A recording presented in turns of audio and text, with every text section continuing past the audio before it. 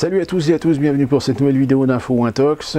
Je bats le record, 3 vidéos, rien pour un mois, mais les circonstances sont ce qu'elles sont, puisque nous sommes aujourd'hui le mardi 20 juin, et donc 2 jours après les résultats du deuxième tour des législatives. Alors on va faire une petite analyse rapidement, même si actuellement les médias sont en train d'un petit peu de patauger sur des résultats pour essayer de faire passer la victoire absolue du camp des Républiques En Marche, sauf que évidemment sur internet ressort énormément le fait que si on fait sur l'ensemble des électeurs, et bien finalement on se rend compte qu'il y a un gros souci démocratique.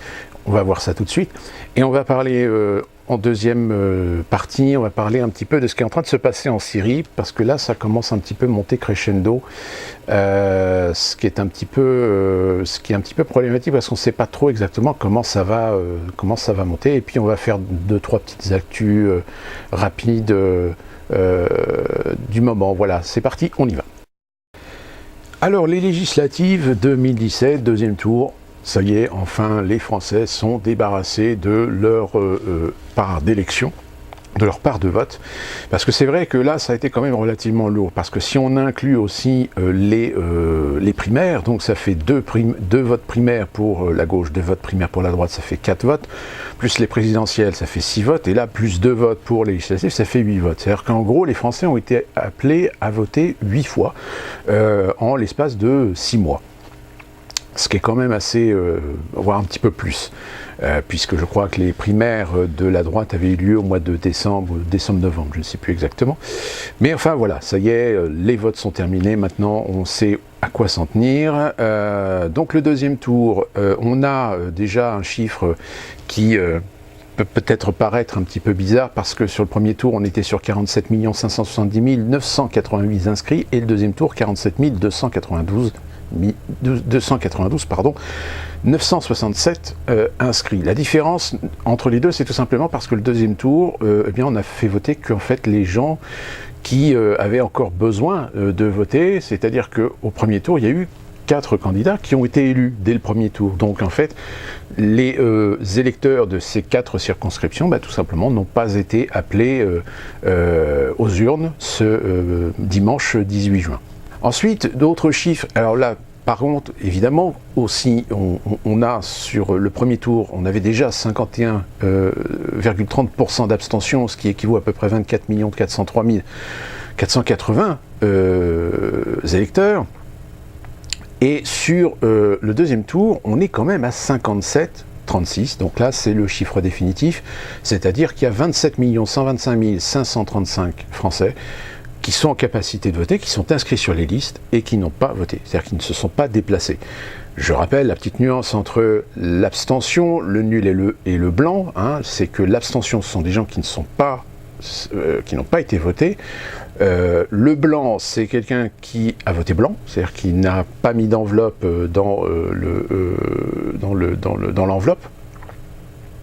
Qui n'a pas mis de bulletin dans l'enveloppe, pardon. Et le nul, sont en fait les gens qui ont mis des bulletins, mais des bulletins non valides, donc c'est des nuls. Donc à ce niveau-là, on est quand même sur des chiffres où évidemment 27 millions sur 47 millions, c'est-à-dire que là on a quand même en effet plus de la moitié. Donc là, je compte même pas les blancs et les nuls. Les blancs et les nuls, si on fait le total, ça fait à peu près 1 million, on va dire 1 900 000, voire un petit peu, presque 2 millions, pour arrondir. Donc si vous mettez les blancs, les nuls et les abstentions, ça, on a dit 2 millions, ça fait 29 millions. C'est-à-dire, en gros, il y a 29 millions de Français qui n'ont pas voté, qui ont voté nul, abstention et blanc. Donc sur 29 millions, sur 47 millions, là ça fait augmenter encore plus la proportion de Français qui finalement sont ont complètement désavoué finalement le principe démocratique de ces législatives. Donc ces résultats, concrètement aujourd'hui, ça nous donne 61% pour les Républicains En Marche et Modem, ça nous donne 23% pour les Républicains et les Ludi. Nous avons le Front National qui fait 2%. les divers gauche 2%, PS, écologiste et PRG 6%, et la gauche insoumise et PCF 5%. Ce qui en répartition donne donc 8 sièges pour le Front National, 131 pour les Républicains, divers droite 8 sièges et divers, c'est-à-dire ce sont là des petits partis qui obtiennent également 8 sièges à se répartir suivant les candidats, comme par exemple Dupont-Aignan, qui a été le seul dans la France debout à gagner donc sa circonscription, donc il sera dans les divers, parmi les 8. Divers gauche, 12 sièges, PS, écologistes et PRG vont devoir se partager donc 33 sièges, et enfin les Insoumis et le Parti communiste, 27 sièges. La République En Marche, elle, avec le MoDem, obtient donc 350. Alors déjà, entre le premier tour et le second tour, souvenez-vous, au premier tour, on avait une fourchette de entre 390 et 450 sièges. Là, finalement, il y a quand même eu un petit rebond qui a certainement donné un profit aux Républicains, au Front National et aux Insoumis, si bien que les Républicains En Marche, je crois, en tant que sans le MoDem, sont à peu près à 280. Donc en fait, ils ne dépassent pas les 300. Mais ils ont quand même une majorité confortable au niveau de sièges, de peu près de 20 ou 30 sièges, par rapport à la moyenne qui, en général, est la base pour déterminer une majorité parlementaire en tant que parti. Je ne parle pas en tant que coalition de groupe. Ce qui fait qu'évidemment, là, eh bien, on a une majorité absolue. Et comme je l'ai dit dans les vidéos précédentes, le danger, c'est de voir des républicains, finalement, plus ou moins partager des projets de loi avec les Républicains En Marche. Donc, ce qui fait quand même une grosse majorité à l'Assemblée nationale, où finalement, l'opposition, même si parmi l'opposition, on a quand même des personnalités qui pourront quand même faire la différence et qui ont les moyens certainement de se faire entendre et de bousculer un petit peu, de remuer un petit peu les brancards, même si malheureusement à la limite ça sera un petit peu une goutte d'eau dans la mer, mais voilà, ça peut quand même faire un petit peu de bruit. On notera l'élection de François Ruffin, le fameux François Ruffin. Pour ceux qui ne le connaissent pas, c'est celui qui était le rédacteur en chef du site d'information et qui était à l'époque, je crois, c'était en 99 ou 95 qu'il avait créé ça, qui s'appelle Kafir, non Fakir, pardon, Fakir.fr, qui a été à l'origine aussi de ce fameux film Merci Patron sur les élans très libéral de monsieur du patron d'LVMH concernant des entreprises, et plus particulièrement une entreprise dans le Nord qui, je crois, avait travaillé pour, je ne sais plus quelle entreprise, je ne sais plus si c'était Nike ou, enfin, c'était une entreprise dans lesquelles comment on appelle ça, les accords de licenciement et les plans sociaux n'avaient pas été respectés, parce que ce qui avait déclenché finalement ce film auprès de François Ruffin, c'était un couple qui finalement attendait toujours les compensations et les rémunérations qu'ils attendaient normalement. Et puis c'est aussi avec son comparse François Lordeau, le fondateur des fameux Nuits debout. Bon, alors c'est vrai que Nuits debout, ça a été quand même un mouvement qui à la base a tenu 48 heures. Au bout de 48 heures, c'est malheureusement un mouvement qui a été très rapidement infiltré par une gauche qui ne dit pas son nom, extrême gauche, et qui malheureusement est un mouvement qui s'est très vite essoufflé. Et d'ailleurs, François Ruffin l'a dit lui-même, il a dit lui-même, ce qui est regrettable, c'est de se rendre compte que finalement, il y a beaucoup de Français qui sont capables d'aller se mobiliser dans la rue pour quelque chose, mais malheureusement, très vite, la société de consommation les rattrape. Et ce qui a nuit considérablement au succès de Nuits debout, c'est tout simplement les vacances scolaires. C'est-à-dire que Nuits debout, c'était il y a quasiment presque un an. Et puis fin juin, tout d'un coup, les manifestations, les rassemblements, etc. ont commencé à complètement disparaître. Surtout en plus avec l'influence, je le répète, de l'extrême droite, puisqu'il y a même eu les antifas qui se sont incrémentés dans le mouvement, et on connaît un petit peu la réputation des antifas. Mais en Ruffin, il reste quand même quelqu'un d'assez profondément ancré dans des convictions pour défendre le peuple. Il a déjà annoncé d'ailleurs qu'il se rémunérerait au SMIC. Je ne sais pas comment il va faire pour se faire rémunérer au SMIC en tant que député. Donc voilà, je pense que cette assemblée est assez historique, dans ce sens où depuis très longtemps, en ce qui concerne l'abstention, par contre, je crois que François Asselineau avait dit qu'on n'avait pas connu un tel niveau d'abstention, donc pour des élections françaises, nationales, depuis 1860, sur la deuxième période apparemment du Troisième Empire. Second Empire. Donc vous voyez, ça revient très très loin. Un tel niveau d'abstention en France, il faut remonter aux élections européennes, alors je ne sais plus en quelle année, où on avait atteint 59% d'abstention. Mais ça restait évidemment les élections européennes. Renouvellement au niveau de l'hémicycle, parce que vous avez quand même sur l'ensemble des députés donc, qui ont été élus, vous en avez quand même que 227 qui ont déjà été élus une fois.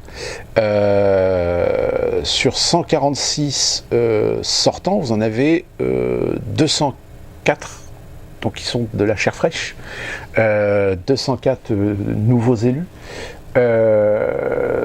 Et la majorité présidentielle va donc rassembler dans un groupe, République, Modem, presque 378 sièges. 378 sièges, c'est-à-dire sur l'ensemble des députés ayant annoncé leur appartenance à la majorité présidentielle. Problème qui va se poser, qui se pose même avant même que d'ailleurs les députés aient déjà pris leur fonction. Il y a un problème qui commence à se poser, c'est qu'on sait qu'au sein des Républicains, comme aussi au sein des socialistes, on sait qu'il y a certains députés qui voudraient se rapprocher de la majorité présidentielle. Et donc voilà, ça pose déjà un problème considérable dans le sens où déjà au sein même d'un groupe ou de deux groupes plus particulièrement parlementaires, il y a des risques de défection sur des combats ou sur des débats, comme on en avait connu sous Hollande au sein même du Parti Socialiste, au sein même du groupe socialiste, ou sur des lois comme la loi El Khomri par exemple, il y avait eu des dissidences au sein même de la majorité socialiste à l'Assemblée. Ce qui est très intéressant aussi à voir, c'est quelle catégorie de Français ont voté et se sont abstenus. Et on constate qu'au niveau de l'abstentionnisme, ceux qui ne se sont majoritairement pas déplacés vers les urnes, eh bien ce sont les 18-34 ans.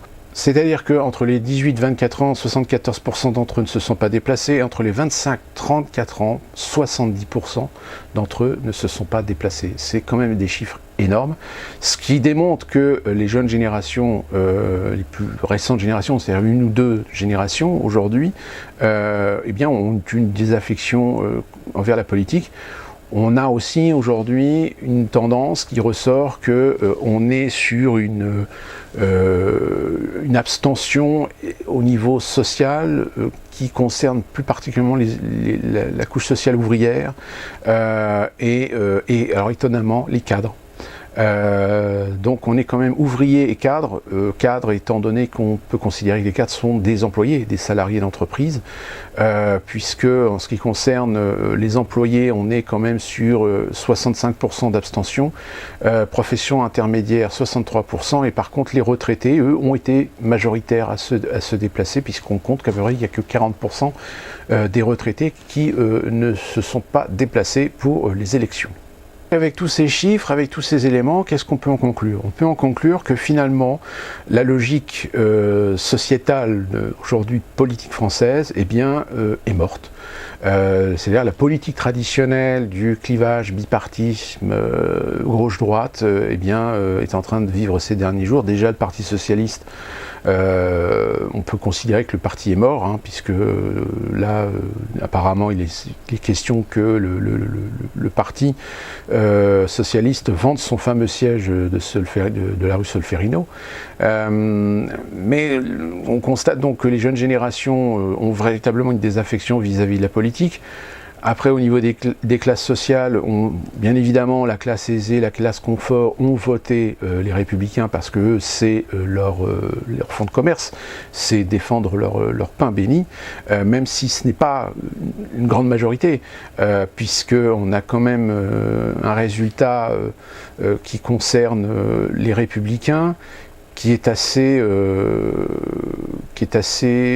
sur un niveau à peu près de 7 millions, je crois, de voix pour le République en marche, en sachant qu'on considère dans la société française que vraiment la classe confortable, c'est-à-dire la classe sociale aisée, tout ce qui est les gens qui ont quand même des niveaux de salaire relativement élevés de par leurs activités professionnelles et leur appartenance à des couches sociales professionnelles, sont à peu près de l'ordre de 8 millions. Donc même si on considère que 8 millions de Français ont tout intérêt à voter Macron, il en manque quand même. Donc ça veut dire qu'il n'y a pas eu véritablement un raz-de-marée finalement pour République en marche. Néanmoins, République en marche, si elle conserve son alliance avec le MoDem et si elle arrive plus ou moins à créer ou à générer des dissidences au sein des Républicains et au sein du Parti Socialiste, va s'octroyer évidemment une majorité absolue, ce qui pose forcément donc un problème démocratique, c'est-à-dire que quelles que soient les lois ou les ordonnances qui seront posées à l'Assemblée nationale, bien ça passera comme une lettre à la poste. On a déjà aussi au sein du Sénat, donc le Sénat pour l'instant est un Sénat qui reste dans sa configuration actuelle, mais on a déjà certains sénateurs qui essayent de constituer une sorte de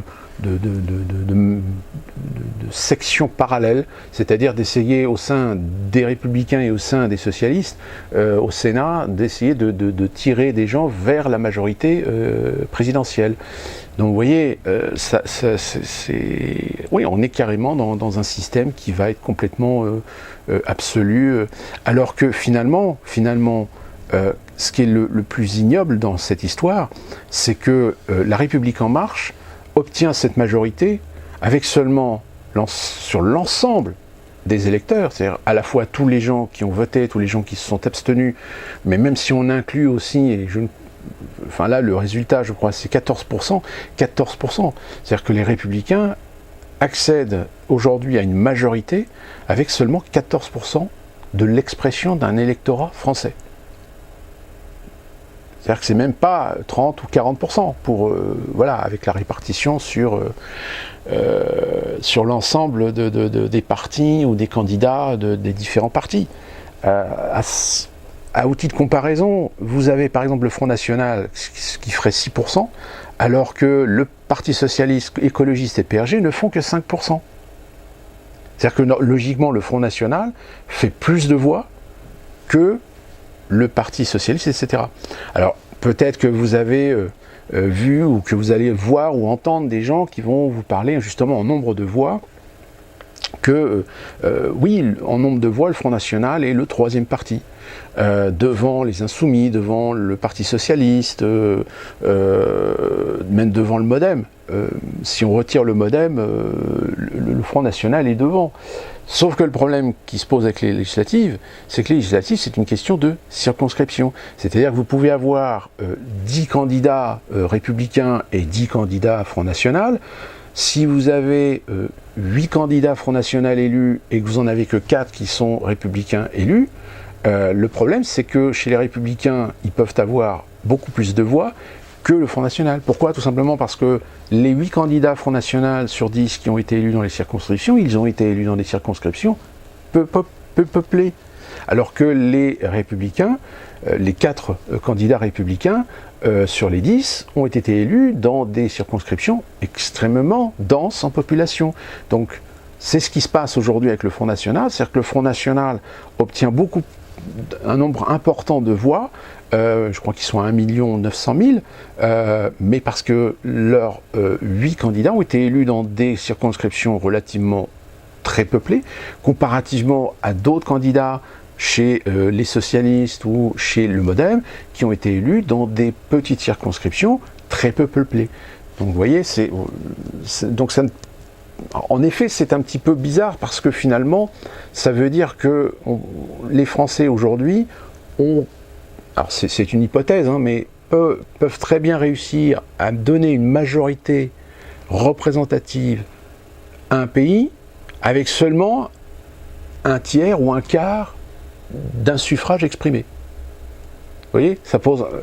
C'est pour ça que certains commencent à dire que peut-être faudrait peut-être revenir à la proportionnelle.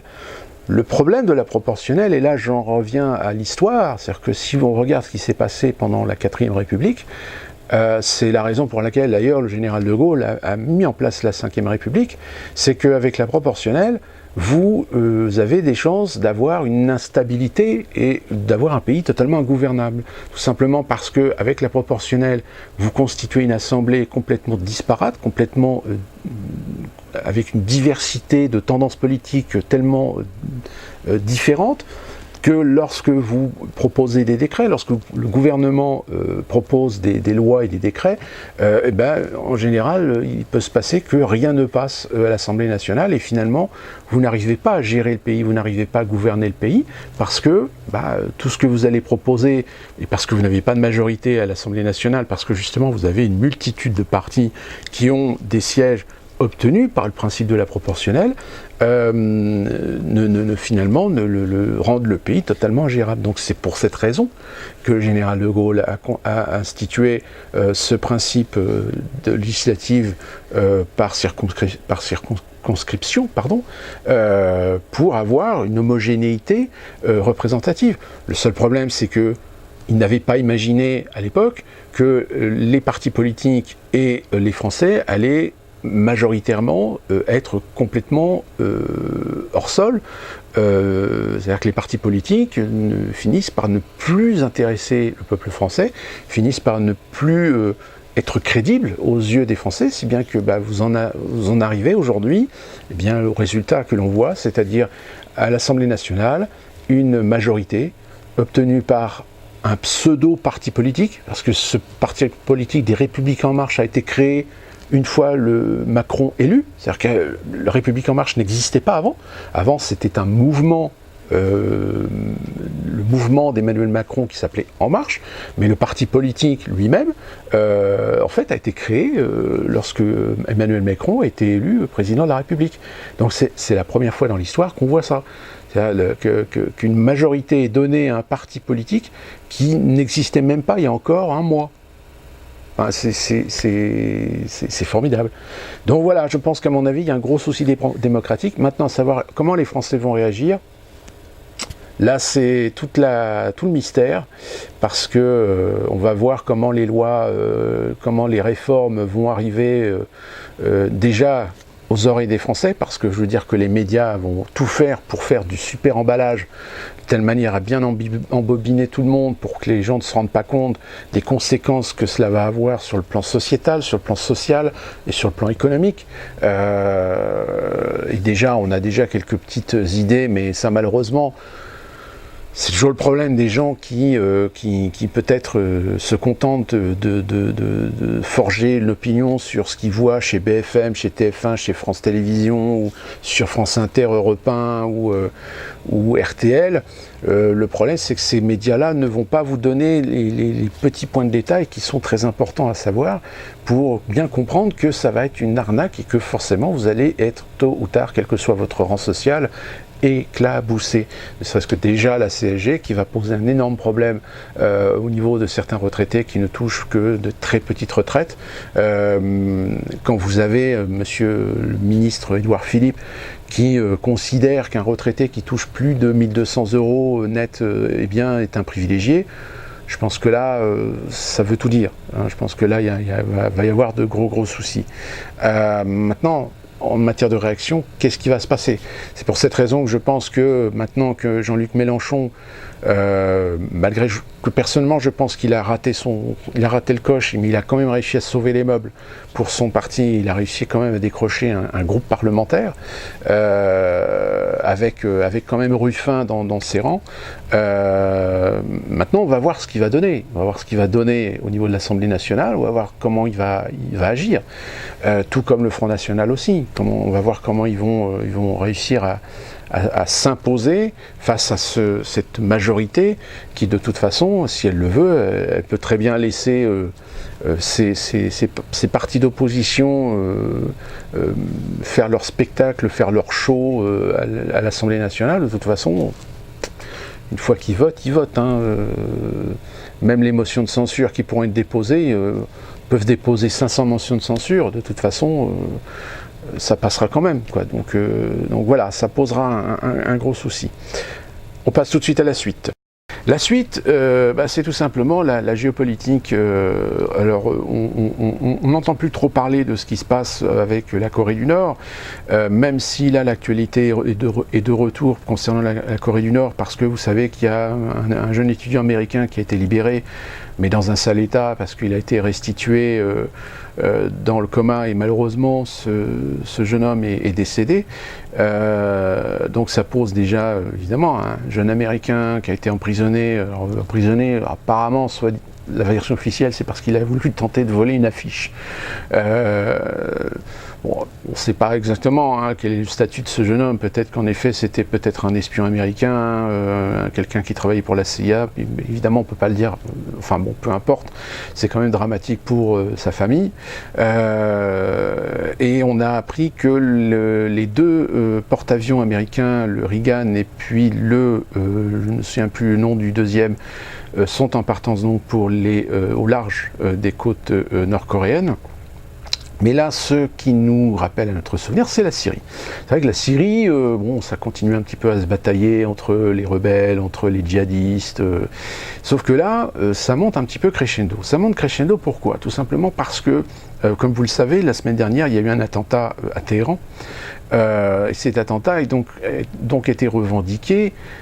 Et en mesure de rétorsion, l'Iran a tiré des missiles balistiques sur des positions djihadistes. Or, les positions djihadistes, ce sont des positions djihadistes qui apparemment ont un soutien officieux des Américains et de l'Arabie Saoudite, voire peut-être du Qatar. Bon, le Qatar, on en a parlé.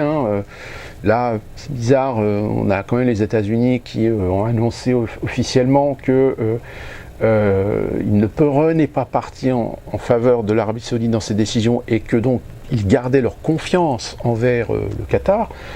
Là, on a peut-être une info, mais il faut clarifier la chose, parce que peut-être que les États-Unis vont peut-être la jouer à l'envers avec l'Arabie Saoudite, mais pareil, ça va poser un problème, parce que l'Arabie Saoudite et Israël sont alliés, et je ne pense pas que ici les lobbies juifs vont laisser faire l'État américain dans ce sens. Et puis, bon, donc il y a eu ces tirs balistiques de l'Iran. Quelques jours après, qu'est-ce qu'on apprend? On apprend que les Américains ont descendu un avion syrien, de l'armée syrienne. Je rappelle, les forces américaines, il y a 2 bases américaines qui se sont installées au sud de la Syrie, ce qui pose un problème déjà de souveraineté. J'ai lu beaucoup de gens qui justement parlaient de ce problème de souveraineté. Ils disent, mais attendez, comment ça se fait que les Américains installent 2 bases en Syrie, alors qu'ils n'ont pas l'autorisation normalement du gouvernement souverain officiel, qui est celui de Bachar el-Assad? Mais tout simplement parce que il y a en 2013, je crois, ou 2014, je crois que c'est 2014, l'ONU a fait voter une directive qui est la directive, alors je m'en souviens de celle-là, c'est la directive 2049, qui suspend la souveraineté territoriale de la Syrie et de l'Irak. Ça veut dire que pour les opérations de coalition avec autorisation de l'ONU, ont l'autorisation d'intervenir sur le territoire irakien, aussi bien dans les airs que terrestres. Le seul problème, c'est que, cette directive, on n'a pas demandé son opinion au gouvernement irakien et syrien, ce qu'évidemment les Russes n'ont pas ont voté contre, mais évidemment, n'ont pas réussi à faire suffisamment de poids contre les autres. Mais la Russie, reste dans le positionnement d'être un allié donc, de Bachar el-Assad et donc d'avoir, lui, l'autorisation de survoler l'espace aérien dans le cadre des opérations et de cette alliance avec la Syrie. Sauf que là, les Américains, dans l'espace aérien syrien, ont abattu un avion de l'armée syrienne. vous comprendrez quand même que là, c'est quand même source déclaration de guerre, hein, purement et simplement. Et il se trouve que un drone vient d'être apparemment descendu, pareil, ce qui commence à poser problème parce que là, ça fait monter un petit peu en température, puisque Moscou là, accuse donc la coalition internationale de complicité du terrorisme. C'est pas rien. Donc là, ça monte un petit peu crescendo, à savoir que la Russie a coupé le lien de coopération, c'est-à-dire vous aviez un lien déjà entre Moscou et Washington pour l'échange d'informations sur l'État islamique. Ce lien a déjà été coupé il y a déjà quelques mois, en rétorsion face aux sanctions que Washington a votées contre la Russie. Et là, c'est la ligne de commandement, c'est-à-dire la chaîne de commandement qui existe entre la Russie et la coalition pour justement pouvoir éviter que chacun se tire dessus accidentellement parce qu'elle n'est pas au courant qu'il y a une opération qui a été organisée par des avions russes et que malheureusement en même temps les Américains avaient organisé la même opération. Donc vous voyez que ça s'accroche pas.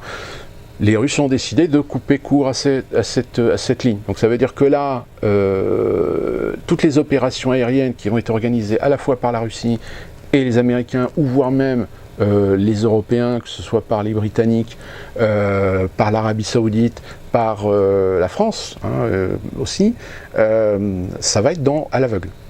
C'est-à-dire qu'ils peuvent très bien déclencher des opérations sur une soi-disant position de Daesh et avoir en face les Russes faire exactement la même chose. Sauf que dans le ciel, si ça commence à s'accrocher dans le ciel, je ne vous dis pas comment ça risque de tourner. Donc voilà, ça devient un petit peu,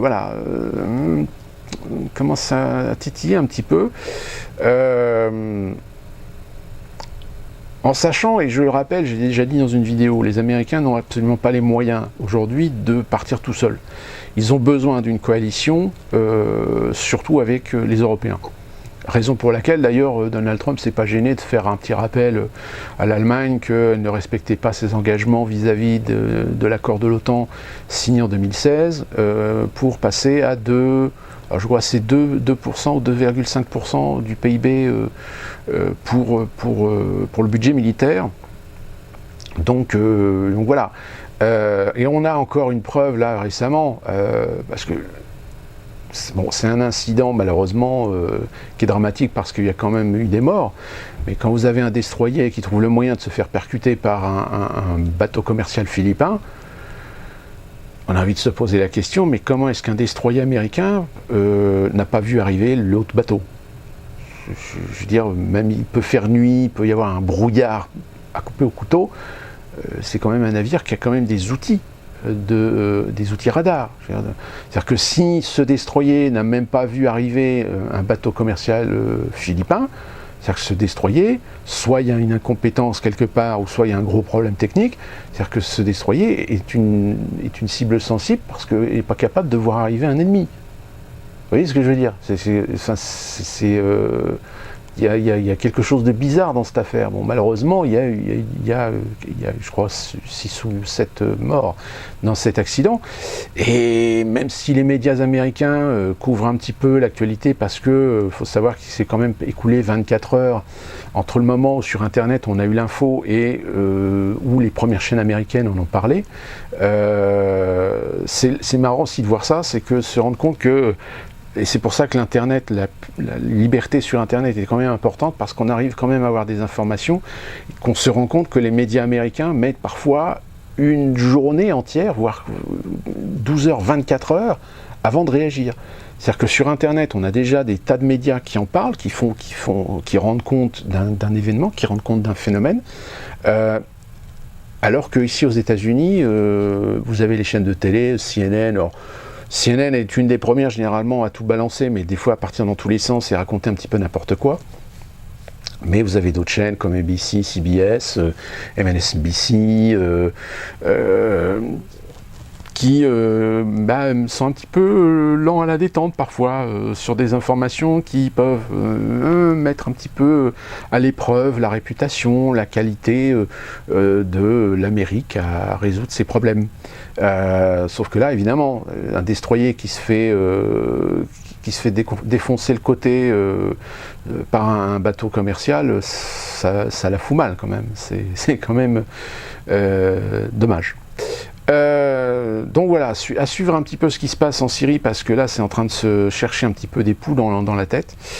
Et on passe à la suite, les petites revues de presse rapides.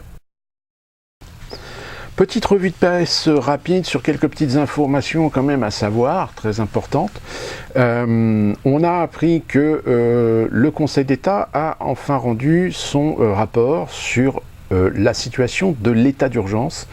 Et bien vous allez quand même en apprendre une belle, c'est que le Conseil d'État a considéré comme étant inconstitutionnel l'état d'urgence.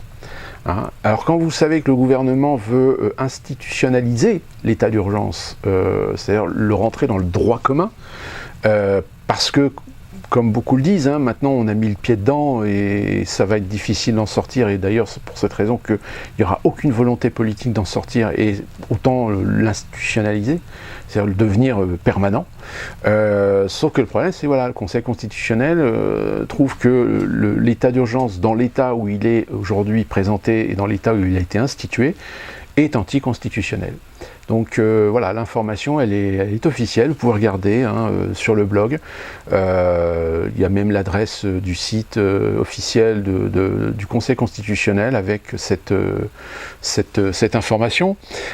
Autre information importante, on a quand même malheureusement un accident qui a eu lieu à Calais. Vous savez qu'il y a plusieurs mois de cela, on a soi-disant nettoyé la fameuse jungle de Calais, hein, sauf que malheureusement il y en a d'autres qui sont revenus. Donc rebelote, on est retourné dans la même situation, peut-être pas aussi importante, mais malheureusement la même voie d'accès redevient encore totalement non sécurisée. Et il y a eu des barrages qui ont été placés depuis maintenant quelques semaines, et sauf que là, il y a un barrage qui a fini par créer un accident. Et dans cet accident, vous avez un chauffeur de camionnette qui est mort. Voilà. Moi, je serai la famille, je serai un avocat, je prendrai contact avec la famille, parce que là, il y a une responsabilité. La responsabilité, elle est locale, elle est au niveau de la préfecture, et même au niveau de l'État. Parce que là... le pauvre type, il est mort à cause d'un barrage parce que les autorités n'ont pas su faire appliquer la loi, l'état de droit sur une voie de circulation. Il y a eu une forme de laisser-faire, voilà, parce que les policiers, ils font ce qu'ils peuvent avec les moyens qu'on leur donne, mais sauf que si on ne leur donne pas des ordres, si on ne leur donne pas des outils pour faire respecter l'ordre, voilà le résultat, on a un type pauvre type, il est mort. Qu'est-ce qu'on a d'autre comme actualité? Qu'est-ce qu'on a?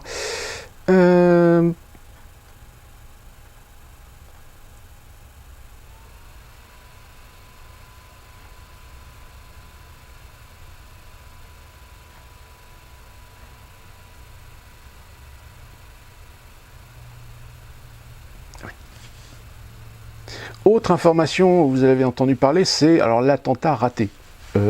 Donc l'attentat raté, sauf que l'attentat raté, il a eu lieu après un autre attentat qui a eu lieu à Londres, pardon.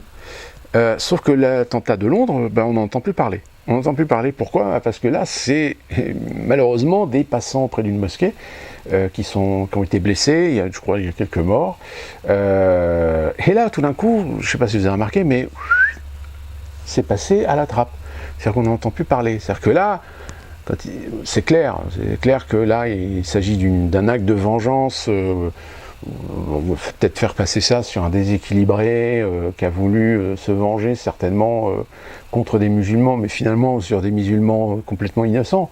Par contre, l'attentat raté, alors Champs-Élysées, on a un type qui a foncé dans un fourgon de gendarmerie avec une voiture qui aurait dû normalement exploser. Le type s'est fait descendre, apparemment il était en possession de quelques armes, et on apprend aujourd'hui que le monsieur, il avait un permis de port d'armes.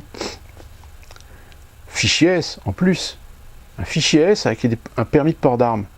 Là, je pense très sincèrement qu'il y a un moment donné, il faut se poser la question, se dire que soit on a un système, une administration qui est complètement obsolète et qui dysfonctionne, mais complètement à donf, ou alors on essaie de nous dissuader que cette administration ne fonctionne plus, et que ça va peut-être donner raison au gouvernement de réformer ces institutions, de réformer ces administrations, et finalement de faire sa petite tambouille comme c'est normalement prévu. Je rappelle, hein, le TTP, c'est le TTPIP, le TPIP, pardon. C'est TPIP, vous savez, cet accord qui consiste tout simplement à casser les monopoles d'État, c'est-à-dire les monopoles qui sont maintenus par des services de fonction publique, au privé. Et dans l'administration française, vous avez des tas de secteurs en matière de sécurité, en matière de renseignement, en matière qui vont petit à petit être transférés au privé. Déjà, à titre d'exemple, je ne sais pas si vous vous en souvenez, j'en ai parlé déjà dans une vidéo et j'avais mis même l'article dans le blog, il faut savoir que les services de renseignement français aujourd'hui collectent tellement d'informations qu'ils sont incapables de les traiter en temps et en heure. C'est-à-dire que les délais de traitement des informations qu'elles possèdent est beaucoup trop long. Donc, qu'est-ce qui s'est passé? Tout simplement, il y a un appel d'offres. Il y a un appel d'offres qui a été fait, qui a été décroché par une société privée. C'est bien qu'aujourd'hui, vous avez des informations de renseignement français qui sont traités en partie par une société privée. Je vous laisse imaginer si ces données-là, normalement oui, il y a un contrat de confidentialité, cette société n'a pas le droit de conserver ou éventuellement de réutiliser des informations à d'autres fins que ce pourquoi normalement elle a un contrat avec l'État. Mais vous savez aussi bien que moi comment ça se passe en général, hein, hop, le fichier, on en fait une copie, on met ça dans un coin et on le fait sortir discrètement, et puis tout d'un coup on se retrouve que les données ont été vendues et qu'on retrouve ça dans des fichiers de renseignement du Mossad, de la CIA, de la NSA, du FSB, etc. Donc, enfin, vous voyez, voilà où est-ce qu'on en est réduit aujourd'hui en France, et on a vraiment un système. Alors je ne parle pas des personnes, je pense que dans ces institutions-là, dans ces administrations-là, je pense qu'il y a des gens qui sont très compétents, mais qui sont les premières victimes justement des dysfonctionnements, c'est-à-dire qu'ils n'arrivent pas à faire leur travail correctement. C'est comme la police, si vous voulez. Aujourd'hui, on peut critiquer les flics d'être parfois violents, etc., mais c'est une minorité. Je pense que dans l'ensemble, les policiers essaient de faire leur travail correctement. Malheureusement, on ne leur donne pas les outils, on ne leur donne pas les moyens, on ne leur donne pas les moyens matériels de faire leur travail correctement. Donc à partir de là, on est dans quelque chose qui risque encore aussi de générer pas mal de problèmes, et on n'a pas fini encore d'avoir d'autres attaques. Alors celle-là, elle a raté, mais la prochaine, ça se trouve, elle ne sera pas ratée. Je pense qu'il y aura... En plus, là, on arrive dans les périodes estivales, donc je peux vous garantir qu'il y a beaucoup de services de sécurité, il y a beaucoup de police, il y a beaucoup de gendarmerie, il y a beaucoup de préfets qui sont un petit peu sur les dents, parce qu'ils ont peur qu'il y a de nouveau des attentats. D'autant plus qu'aujourd'hui, on est dans une configuration où c'est n'importe qui peut faire n'importe quoi. Donc voilà, c'est à suivre. Autre information, on va voir un petit peu ce que ça va donner dans la première circonscription de l'Essonne, puisque vous savez qu'il y a une bataille entre Farida Amrani et Monsieur Manuel Valls pour des résultats qui auraient été trafiqués. Manuel Valls s'est autoproclamé vainqueur avec soi-disant une avance de 139 ou 150 voix, sauf que le problème c'est qu'en face, la candidate, alors je crois que c'est la candidate qui est pour le France Insoumise, Farida Amrani, qui a décidé de déposer un recours. Donc officiellement pour l'instant Manuel Valls est le vainqueur, donc il est élu député, mais vu que les procès-verbaux n'ont pas été signés, pour l'instant il n'est que député temporaire, en attendant un résultat définitif et validé par les instances, ce qui devrait se faire assez rapidement d'ailleurs. Alors c'est quand même formidable parce que, vu le comportement de Valls ces derniers mois, le fait qu'il gagne quand même sa circonscription, voilà, ça rajoute quand même des questions, se dire, mais ce type a été Premier ministre, il a lessivé, il a fait l'usage du 49.3, il a fait la réforme du travail, il a fait la réforme de la santé, il a chié sur le peuple français quand il était Premier ministre. Aujourd'hui, il s'est comporté, même durant les présidentielles, comme un opportuniste, jusqu'à vouloir absolument nous faire croire qu'il était proche de Macron, etc., alors que Macron, finalement, l'a remis à sa place en lui disant non, on ne te prend pas comme soutien présidentiel. Bon, le maximum qu'on puisse faire, c'est pas mettre un candidat République En Marche dans ta circonscription, mais le mec, mais puis en plus, puant d'orgueil, d'un orgueil mais démesuré, le type. Donc si jamais il gagne sa circonscription, là on ne comprend plus. Je pense que là, logiquement, ça aurait été quelqu'un d'autre. Bon, là, actuellement, c'est la candidate de la France Insoumise qui apparemment a décidé quand même de ne pas se laisser faire. Mais, puis bon, avec un taux d'abstention quand même dans l'Essonne, je crois dans l'Essonne, ils sont à 59% de taux d'abstention, ce qui est énorme. Ce qui prouve, voilà, on est vraiment dans quelque chose de complètement ubuesque, enfin, on est dans la 4e dimension, quoi. C'est assez inimaginable, je crois, mais malheureusement, c'est la réalité. On a une autre info aussi, que le gouvernement a l'intention de commencer à vouloir essayer de baisser les effectifs. Alors les effectifs, c'est le nombre d'élèves dans les classes de zone prioritaire. Alors on se demande comment ils vont faire, parce que s'ils veulent baisser le nombre d'élèves par classe, il va falloir créer plus de classes, donc il va falloir créer plus de professeurs. Enfin, voilà, ça pose... il va encore y avoir des comptes d'apothicaires dans cette affaire qui vont être assez problématiques, je pense, encore au niveau de l'éducation nationale. Et puis on va revenir un petit peu sur le Russian Gate. Alors le Russian Gate, où est-ce qu'on en est? On en est toujours au même point, c'est-à-dire qu'on est revenu à la case départ. C'est pour l'instant, vous avez les progressistes et les démocrates qui veulent absolument maintenir l'illusion qu'il y a en effet un Russian Gate, alors que on a quand même eu le témoignage de l'ancien directeur du FBI, James Comey, qui a mis un petit peu à charge sur Donald Trump, mais pour sa personnalité, pour son comportement, mais a admis qu'il n'y avait absolument rien. Il n'y a aucune preuve, aucune enquête de menée contre Trump. Et vous avez même le ministre de la Justice, enfin ce qu'on appelle l'attorney général, c'est-à-dire l'équivalent du ministre de la Justice, Sesson, qui a mis les choses au clair, qu'il y a absolument il y a aucune preuve, il n'y a absolument aucun élément qui aujourd'hui peut déterminer qu'il y a eu une collusion ou une influence de la Russie pendant les élections présidentielles. Même si, soyons honnêtes, de toute façon, dans quelques élections présidentielles de pays importants tels que les États-Unis, il y a toujours des interventions, il y a un interventionnisme, mais le problème, c'est que cet interventionnisme révèle parfois certains détails que justement le système politique des pays en question ne veulent pas que les peuples en aient conscience. Donc, pour cette raison qu'on ne peut pas se servir de tous ces éléments.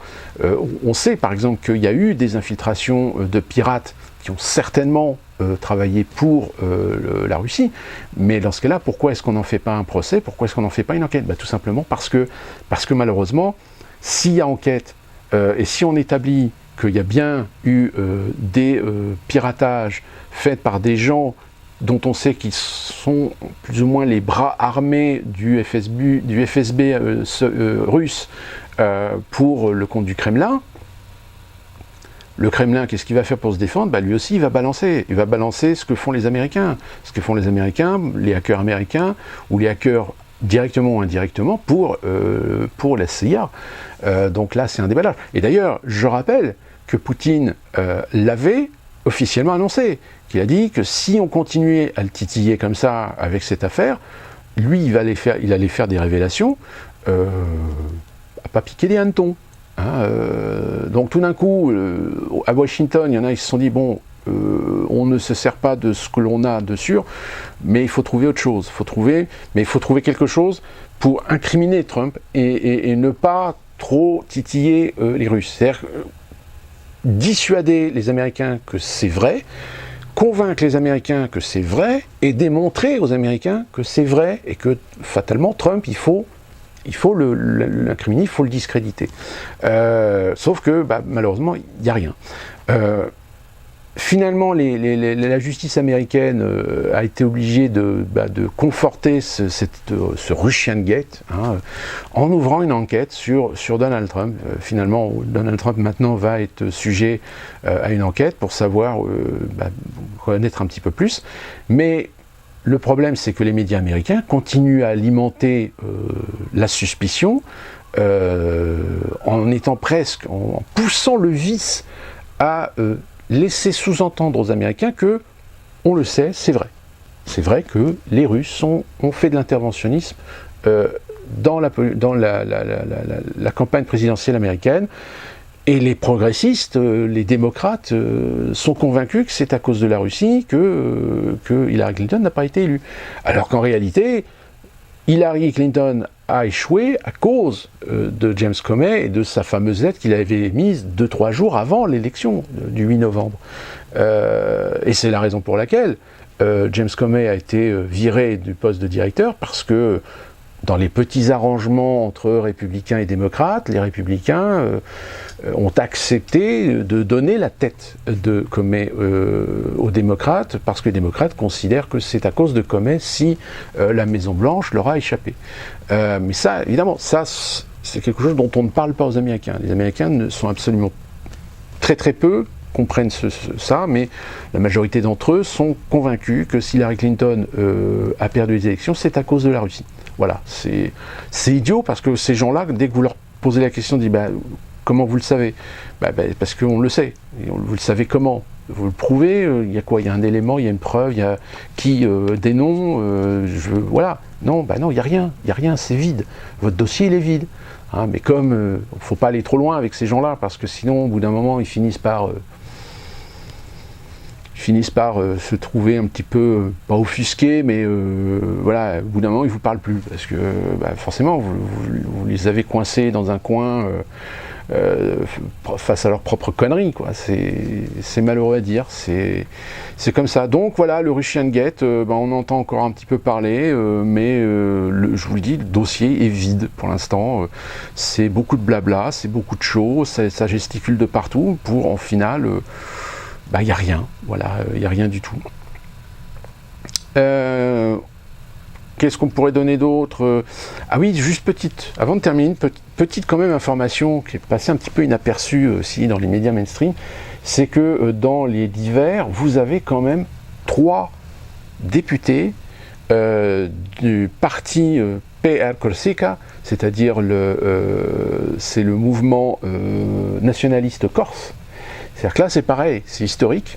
C'est la première fois dans l'histoire de la France, de la République, que la Corse a des députés à l'Assemblée nationale. Donc il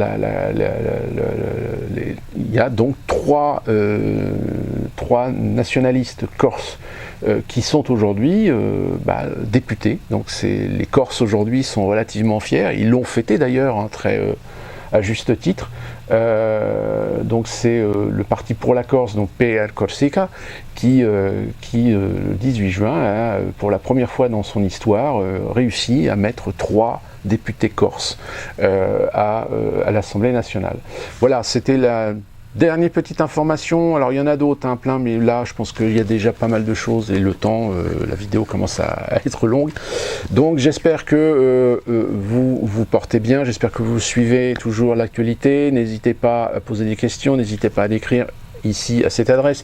Si vous voulez faire des dons, pareil, à cette adresse pour aider un petit peu à essayer d'améliorer le site et puis les vidéos si nécessaire. N'hésitez pas donc à faire vos commentaires. Et puis on se retrouve très prochainement pour une nouvelle vidéo. D'ici là, je pense que là, on peut vous souhaiter bonnes vacances et on croise les doigts qu'il n'y ait pas d'autres catastrophes d'ici là.